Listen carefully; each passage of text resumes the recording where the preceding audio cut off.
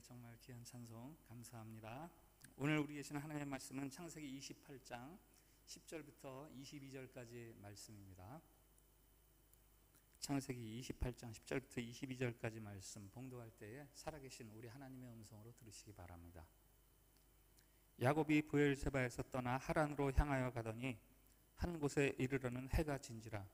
거기서 유숙하려고 그곳에 한 돌을 가져다가 베개로 삼고 거기 누워 자더니 꿈에 본즉 사닥다리가 땅 위에 서 있는데 그 꼭대기가 하늘에 닿았고, 또 본즉 하나님의 사자들이 그 위에서 오르락내리락하고, 또 본즉 여호와께서 그 위에 서서 이르시되 나는 여호와니 너의 조부 아브라함의 하나님이요 이삭의 하나님이라. 내가 누워있는 땅을 내가 너와 내 자손에게 주리니 내 자손이 땅의 티끌같이 되어 내가 서쪽과 동쪽과 북쪽과 남쪽으로 퍼져나갈지며 땅의 모든 족속이 너와 내 자손으로 말미암아 복을 받으리라. 내가 너와 함께 있어 내가 어디로 가든지 너를 지키며 너를 이끌어 이 땅으로 돌아오게 할지라. 내가 네게 허락한 것을 다 이루기까지 너를 떠나지 아니하리라 하신지라. 야곱이 잠이 깨어 이르되 여호와께서 과연 여기 계시거늘 내가 알지 못하였도다. 이에 두려워하여 이르되 두렵도다. 이곳이요 이것은 다름 아닌 하나님의 집이요 이는 하늘의 문이로다 하고, 야곱이 아침에 일찍 일어나 베개로 삼았던 돌을 가져다가 기둥으로 세우고 그 위에 기름을 붓고 그곳 이름을 베델이라 하였더라.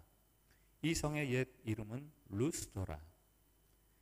야곱이 서원하여 이르되 하나님이 나와 함께 계셔서 내가 가는 이 길에서 나를 지키시고 먹을 떡과 입을 옷을 주시오 내가 평안히 아버지 집으로 돌아가게 하시오면 여호와께서 나의 하나님이 되실 것이요 내가 기둥으로 세운 이 돌이 하나님의 집이 될 것이요 하나님께서 내게 주신 모든 것에서 10분의 1을 내가 반드시 하나님께 드리겠나이다 하였더라. 아멘. 샬롬. 샬롬. 네, 우리 주변 사람들과 한 번 더 축복의 인사를 나눕시다. 하나님께서 우리를 사랑하십니다.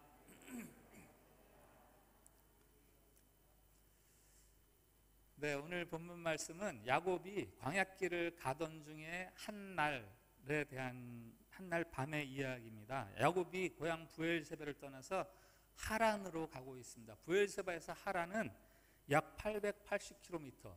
그리고 오늘 이 이야기는 베델에서 이야기인데 브엘세바에서 베델까지는 약 96km. 그러니까 가려던 길이 한 10분의 1쯤 이렇게 갔을 즈음에 있었던 일이죠. 갑작스럽게 쫓겨나듯 집을 떠나서 이제부터 떠돌이 생활을 해야 하는 그런 막막함이 엄습해 옵니다. 더운 바람이 부는 밤이지만 가슴에는 서리가 내린 듯 싸늘한 냉기가 흐릅니다. 하늘을 이불 삼아 광야의 땅바닥을 침대 삼아 그리고 돌을 베개 삼아 지친 몸을 뉘어봅니다. 등에 박히는 작은 돌들도 아프지만 사실은 더 아프게 하는 것들이 있습니다. 밤하늘에서 서로 어울리면서 함께 빛나고 있는 별들. 고향에서 가족들과 친구들과 그 별들을 함께 볼 때는 정말 아름다운 별들이었습니다. 그런데 오늘 밤은 그 별들이 묻는 것 같습니다. 왜 너는 홀로 떨어져 있냐?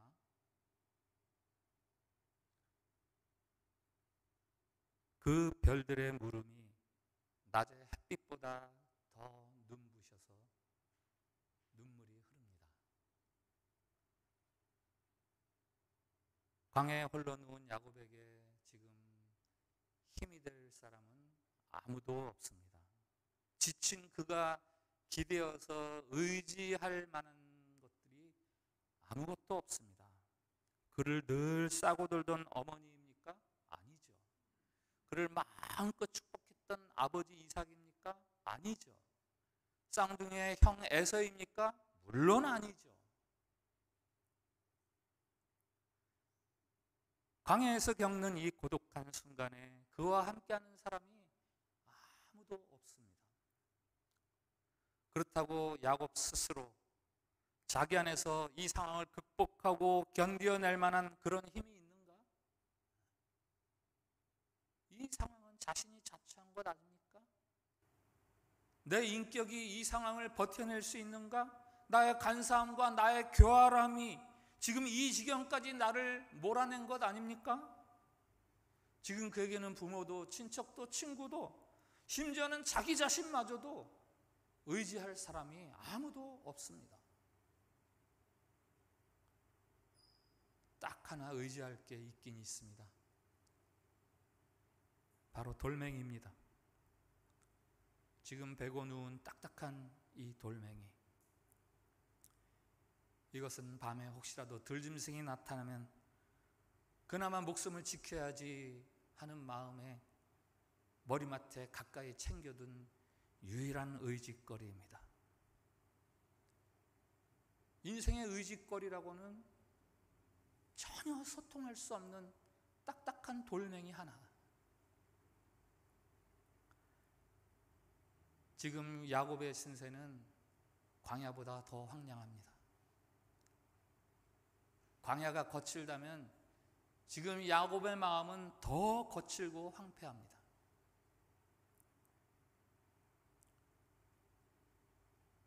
바로 그때 누군가 그를 찾아오죠. 하나님. 누구도 도움이 되지 못하고 힘이 되지 못하는 절망의 시간에, 광야의 한복판에 하나님이 찾아오십니다. 원래 하나님은 하늘에 계셔야 할 분. 그러나 그 하나님이 차가운 절망의 자리, 메마르고 황폐한 야곱의 자리에 발을 내리십니다. 형 에서의 배고픔을 이용해서 장자의 명분을 빼앗고 아버지의 앞을 못 보는 눈먼을 이용해서 장자의 축복을 가로챈 야곱입니다. 하나님이 찾아줄 만한, 하나님이 돌아볼 만한 자격이 없는 야곱, 그에게 거룩하신 하나님이 찾아오십니다. 오늘 12절 꿈에 본즉 사닥다리가 땅 위에 서 있는데, 사다리는 하늘과 땅을 잇는 수직 통로 아닙니까? 그 사다리 위에는 누가 있다고 합니까? 여호와, 하나님. 지금 야곱의 자리가 하나님과 연결이 되어 있습니다. 하나님께서 야곱에게 들려주시는 첫 마디, 너의 조부 아브라함의 하나님이요 이삭의 하나님이라. 아, 나의 할아버지가, 나의 아버지 이삭이 그 큰 복을 누린 것이 바로 이분 때문이구나. 야곱은 자기를 찾아주신, 자기와 연결되어 있는 이분이 누구인지 금방 눈치를 챘습니다. 금방 알아차렸습니다. 그 하나님이 말씀하세요. 내가 누워있는 땅을 내가 너와 내 자손에게 주리니. 고대인들에게는 땅이 생명이죠. 땅이 있어야 그것을 근거지로 해서 자신의 삶을 시작할 수 있습니다. 하나님이 땅을 주시겠다고 말씀하십니다.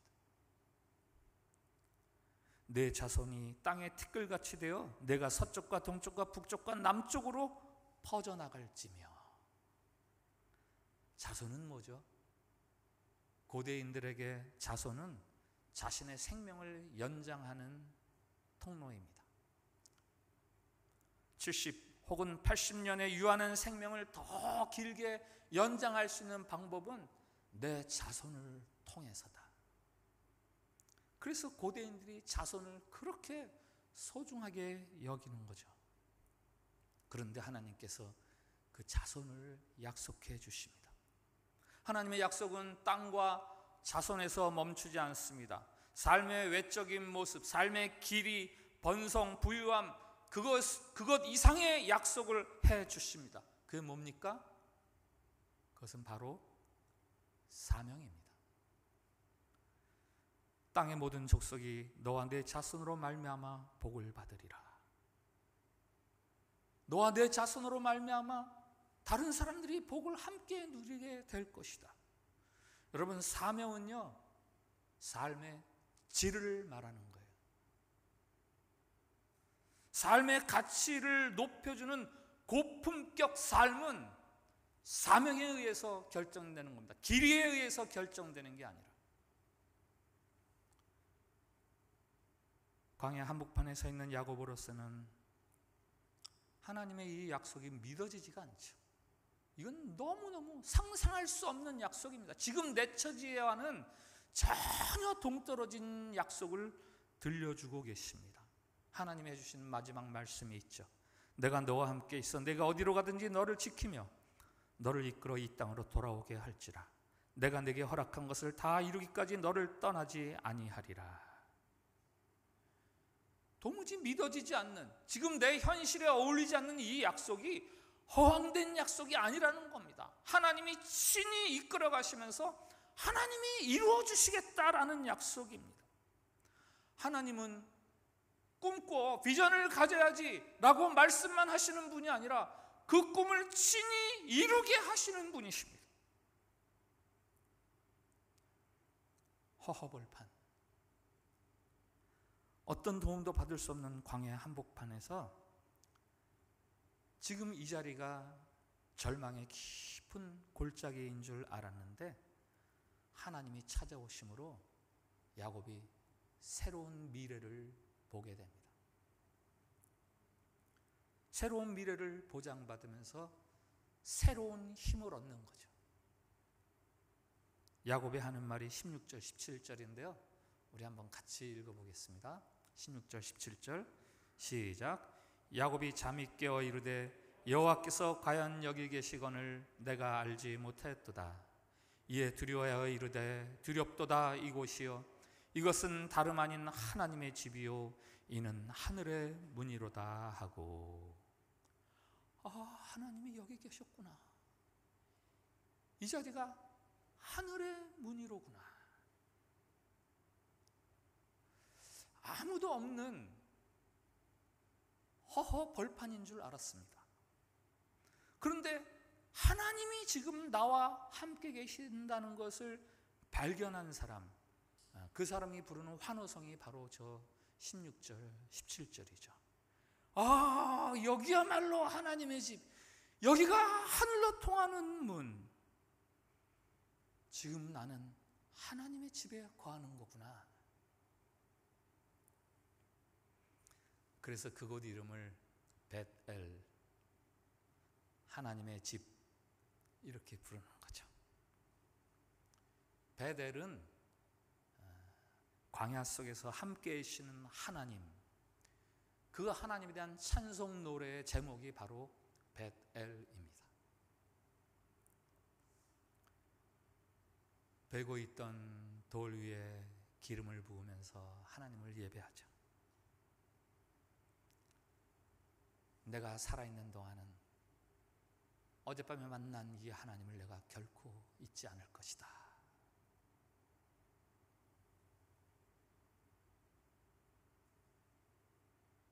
그리고 하나님께서 주신 모든 것의 10분의 1을 반드시 하나님께 드리겠습니다 약속하죠.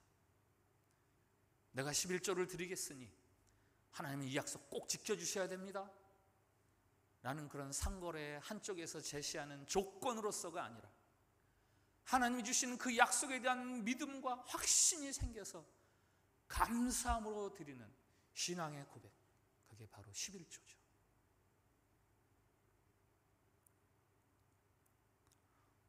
오늘 이 베델 이야기, 짧은 이야기지만 그 처음과 끝, 시작과 마지막을 한번 비교해 보세요. 시작은 어떻게 시작이 됩니까? 도망침, 쫓겨남, 절망, 고독함, 쓸쓸함, 끝없이 가야 하는 먼 여행길의 시작. 그러나 마지막은 어떻게 끝납니까? 미래에 대한 희망과 소망, 기대, 감사의 고백과 찬송. 불과 하룻밤 사이에, 불과 한 페이지도 안 되는 이 짧은 단락 안에서 어떻게 이런 대전환이 일어나죠?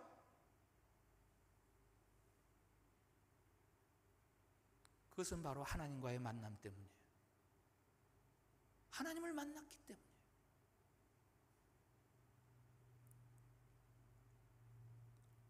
먼 타국까지 와서 광야 같은 삶을 살고 계신 분이 계십니까? 낙심하지 마십시오. 하나님이 여러분을 찾아주십니다.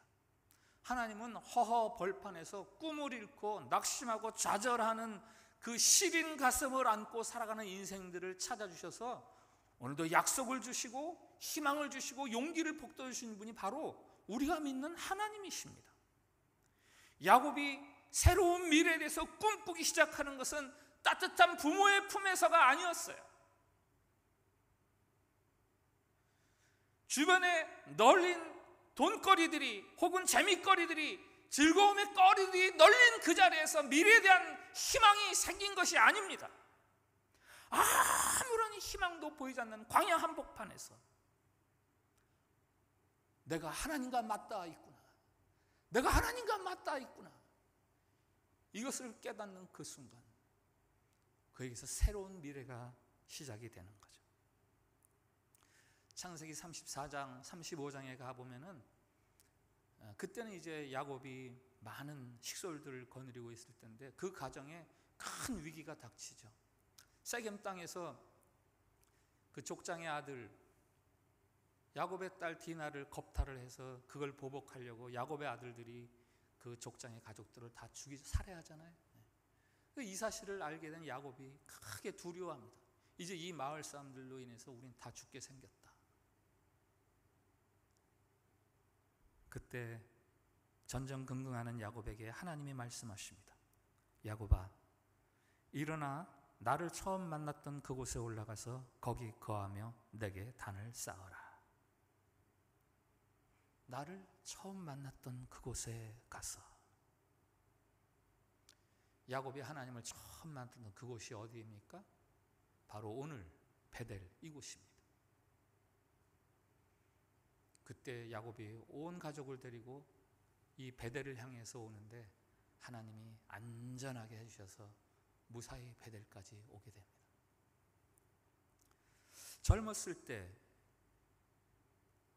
인생의 광야 한복판에서 경험했던 그 베델의 하나님, 그 경험이 그의 남은 생에 겪는 또 다른 위기 속에서 안전장치가 되고 보호처가 되고 힘이 되고. 여러분, 창세기부터 레위기, 신명, 창세기, 출애굽기, 레위기, 신명기, 신명기까지 창세기부터 신명기까지 모세 오경을 한번 보세요. 지리적으로 세 지리로 구분할 수 있습니다. 애굽, 가나안, 그리고 광야. 그런데 애굽, 가나안, 광야 그 셋 중에서 이스라엘 백성이 가장 하나님과 밀접하게 가까이 지냈던 지역이 어딘지 아십니까? 가나안이라고요? 아니요, 틀렸어요. 광야예요, 광야. 가나안에서는 그 농경 문화가 보여주는 쌓아둠, 저장 문화, 그것을 주인으로 여기는 이방 종교와 이방 문화에 다 오염되어서 하나님과 그렇게 가깝게 지내지 못했어요. 아무것도 없는 것 같은 광야에서 그들은 오직 하나님만 바라보면서 하나님과 아주 밀접한 신앙적인 백성이 되었습니다. 광야에서는 늘 여호와의 언약궤를 따라서 움직였습니다. 구름기둥, 불기둥으로 인도하시는 하나님을 경험한 것도 바로 광야입니다. 만나와 메추라기를 경험한 것도 바로 광야였습니다. 마라의 쓴물이 단물로 바뀌는 것을 경험하고 옷과 신이 낡아지지 않는 것을 경험하는 것, 하나님의 인도하심을 절실하게 느낀 것도 바로 광야였습니다. 그리고 무엇보다 하나님의 말씀, 하나님의 율법, 십계명을 받은 것도 광야였습니다. 그래서 훗날 이스라엘 사람들의 역사를 보면서 말을 하는 거죠. 광야는 훌륭한 학교다. 한번 저를 따라해 주시겠습니까? 광야는 매우 훌륭한 학교입니다. 한 번 더. 광야는 매우 훌륭한 학교입니다. 여러분, 놀라운 사실을 오늘 발견하셨죠? 이 세상에서 제일 좋은 학교가 어딘지 아세요? 여러분이 힘들어하는 광야, 거기가 바로 여러분에게 가장 좋은 학교라고요. 시인 엘리엇이 노래합니다. 나의 죽음 속에 나의 시작이 있노라. 나의 죽음 속에서 내 삶이 시작된다.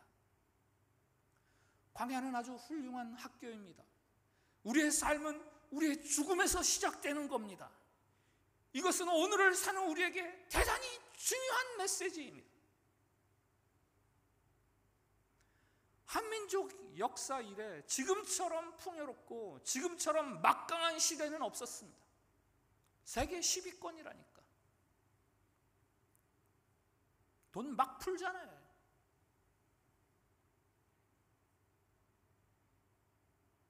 바로 이때 우리에게 필요한 것이 있다면 광야 영성이에요. 광야 영성. 우리가 묵상해야 하는 것은 푹신한 요람이나 침대가 아닙니다. 무덤과 비석을 묵상해야 돼요. 우리가 매일 걸쳐야 하는 것은 무슨 뽀송뽀송한 기저귀 혹은 명품 그런 것이 아니라 수의를 한 벌씩 걸쳐야 합니다. 메멘토 모리 아시죠? 옛날 로마에서 전쟁에서 승리를 거둔 장군이 개선 행진을 벌일 때, 그때 그 장군 가까이에 전쟁터에서 노예로 삼은, 포로로 삼은 노예 한 명을 가까이 두고 계속해서 말하게 하는 말이 바로 메멘토 모리라는 거 아닙니까?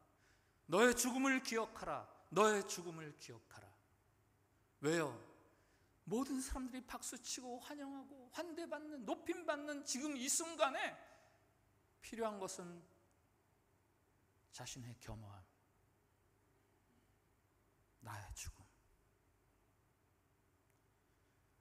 여러분, 우리는 승리에서 배우는 것보다 패배에서 배우는 게 훨씬 많습니다. 우리는 성공에서보다 실패에서 훨씬 많이 배웁니다. 광야 속에서 참 내가 시작이 됩니다. 레나 마리아라는 가스펠 가수를 아시죠?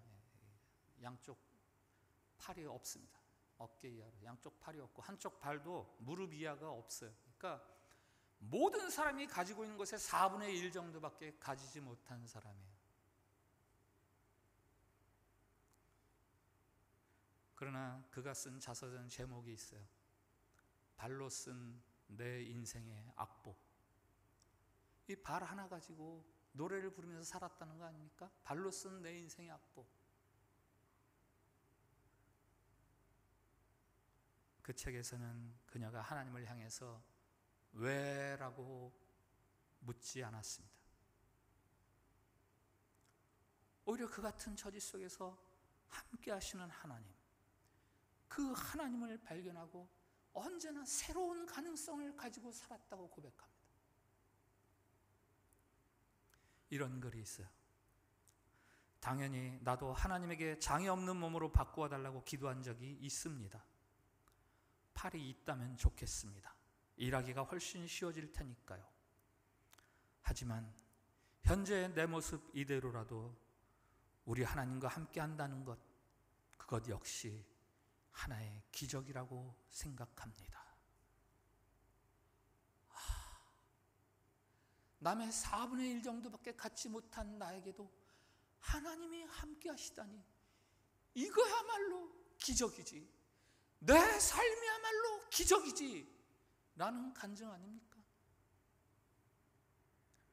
나치에서 투옥되었다가 사형당한 독일의 본 회퍼 목사님, 그 옥중에서 부모님에게 쓴 옥중 편지가 있어요. 그 편지에 이런 글이 있습니다. 감옥에 갇힌 나 자신을 보면 마치 우리 속에 갇힌 백곰과 같습니다. 그러나 백곰과 제가 다른 점이 있습니다. 저에게는 백곰이 갖지 못한 것이 있습니다. 바로 희망입니다.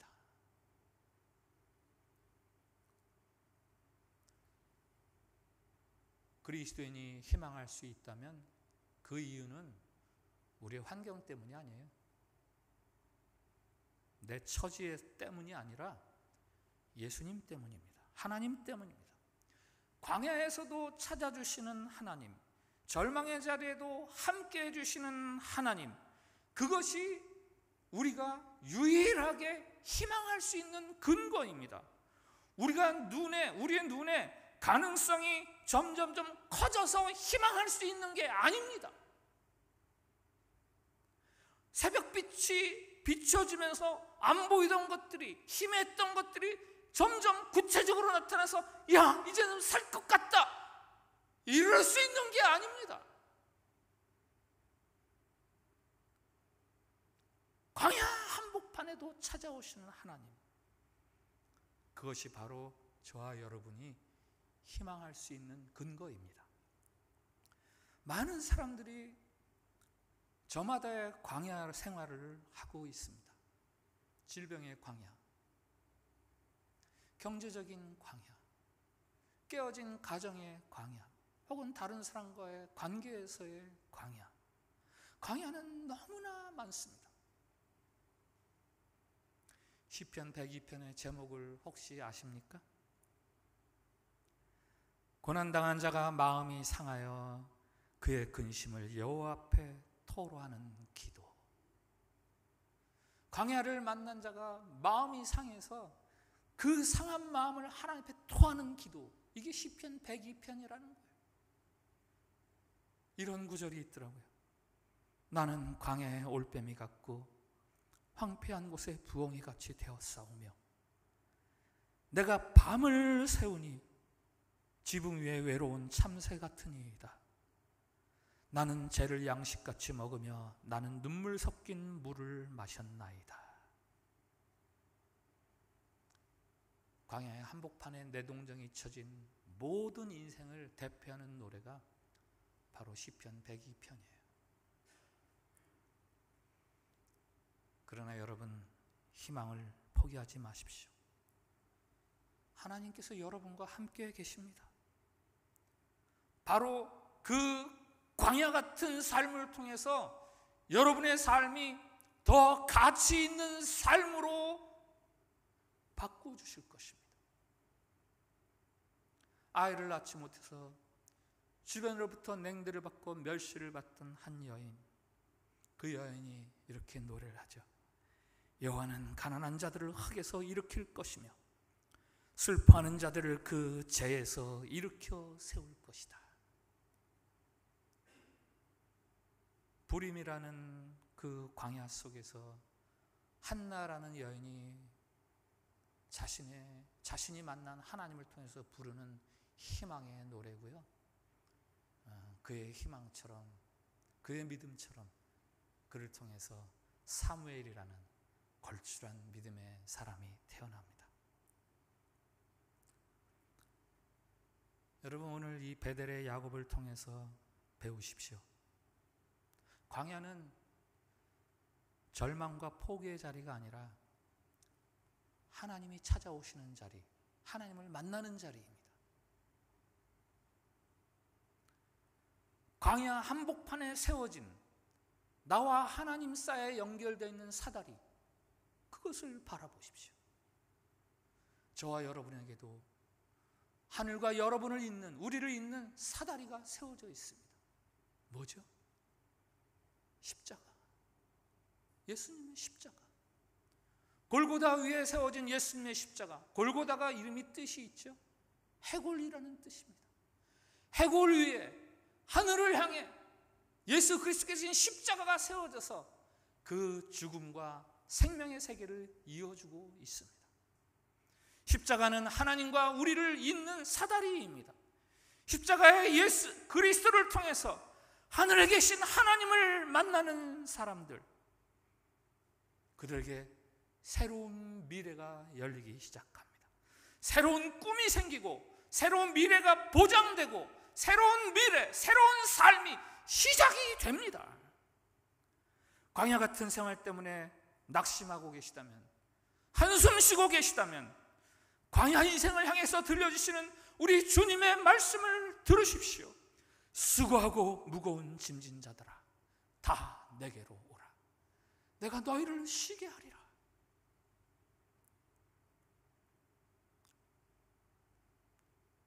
지금 이 순간, 바로 지금 이 순간 여러분을 위해 세워진 십자가 앞에 서십시오. 하나님이 세상을 이처럼 사랑하사 그렇게 읽으라고 하지 않았죠? 하나님이 나를 이처럼 사랑하사 그렇게 읽으라고 하지 않았습니까? 하나님이 온 세상을 위해 사다리를 세우셨다가 아니라 하나님이 나의 광야에 나를 위한 십자가 사다리를 세우셨다. 이 고백을 하십시오. 그 사다리를 발견하십시오. 예수 그리스도를 통해서 이제는 온 세상의 구원자, 그렇게 고백만 하지 마시고 나의 구원자, 나의 주님, 이 고백을 회복하십시오. 그러면 여러분에게 새로운 미래가 시작됩니다. 새로운 비전과 꿈이 생기고 새로운 힘이 생기고 광야의 땅 루스에서 베델의 새로운 역사가 시작이 되는 거죠. 마지막으로 감옥에 갇혀있던 한 사람을 소개하죠. 감옥에 갇힌 사람이 참으로 희한한 말을 합니다. 여러분, 기뻐하세요. 내가 다시 말할게요. 기뻐하세요. 주님께서 가까이 오셨습니다. 저도 감옥에 있는 사람들을 몇 번 면회한 적이 있어요. 밖에 있는 제가 감옥 안에 있는 그에게 마음 편안히 해, 마음 평안히 가지십시오, 이렇게 얘기한 적은 있지만 감옥 안에 갇힌 사람이 저보고 기뻐해, 감사하십시오, 이렇게 말한 적은 없어요. 도대체 이 사람은 무엇 때문에 감옥 안에서 감옥 바깥 사람들에게 여러분 기뻐하세요, 내가 다시 말할게요, 기뻐하세요. 예, 눈치채셨지만 이 사람은 사도 바울입니다. 그가 예수 그리스도를 만났기 때문에, 자신의 메시아 그리스도 구원자로 만났기 때문에 그는 감옥 안 자신의 인생의 광야에서 다른 사람들을 향해서 우리가 기뻐할 수 있습니다 라고 말을 하는 거죠. 저와 여러분을 위해서 십자가에 달려 죽으시고 사흘 만에 부활하신 예수 그리스도, 광야 같은 삶을 살아가는 모든 사람들이 필요한 것은 바로 그 예수 그리스도이십니다. 예수 그리스도, 그는 광야 같은 인생길을 가는 모든 사람들의 유일한 희망이요 약속이십니다. 말씀 앞에서 드리는 공동 기도가 있습니다. 주님, 우리가 서 있는 이 땅이 비록 광야일지라도 하나님과 연결된 베델임을 알게 하옵소서. 주님, 거친 광야길이 오히려 예수님을 더욱 깊이 만나는 은혜의 자리가 되게 하옵소서. 주님, 두려워하지 말라 하시는 하나님의 말씀을 믿고 소망과 감사의 찬송을 부르게 하옵소서. 우리 이 기도를 내 기도다 생각하시고 같이 드립시다. 시작. 주님, 우리가 서 있는 이 땅이 비록 광야일지라도 하나님과 연결된 베델임을 알게 하옵소서. 주님, 거친 광야길이 오히려 예수님을 더욱 깊이 만나는 은혜의 자리가 되게 하옵소서. 주님, 두려워하지 말라 하시는 하나님의 말씀을 믿고 소망과 감사의 찬송을 부르게 하옵소서. 아멘. 말씀과 이 기도문을 가지고 여러분 각자의 기도를 드리시기 바랍니다. 다 같이 기도합시다. 하나님, 우리 가운데 야곱처럼 광야의 한복판에 서 있는 사람이 있습니까? 아니, 모든 인생은 다 광야라고요? 그래서 주님이 이 땅에 오셨다고요? 아, 주님, 우리의 눈을 열게 해 주시옵소서. 야곱에게 하늘 사다리를 보여주시듯 우리에게도 이 광야 같은 타국살이가 고품격 인생으로 바뀔 수 있음을 알게 해 주시고, 십자가의 예수님이 바로 그것을 위해 오신 분임을 믿을 수 있게 해 주시옵소서. 그래서 우리도 야곱처럼, 레나 마리아처럼, 한나처럼, 바울처럼 나에게 고통스러웠지만 복된 시간이었다고 은혜의 자리였다고, 내가 나의 광야의 시간을 노래할 수 있노라고 그렇게 우뚝 증언할 수 있게 해 주시옵소서. 두려워하지 않게 하시고 나와 함께 하시는 주님에 대해 끝까지 신뢰하며 소망하고 찬송하며 십자가와 더불어 이 광야길을 통과하게 해 주시옵소서. 예수님의 이름으로 기도합니다. 아멘.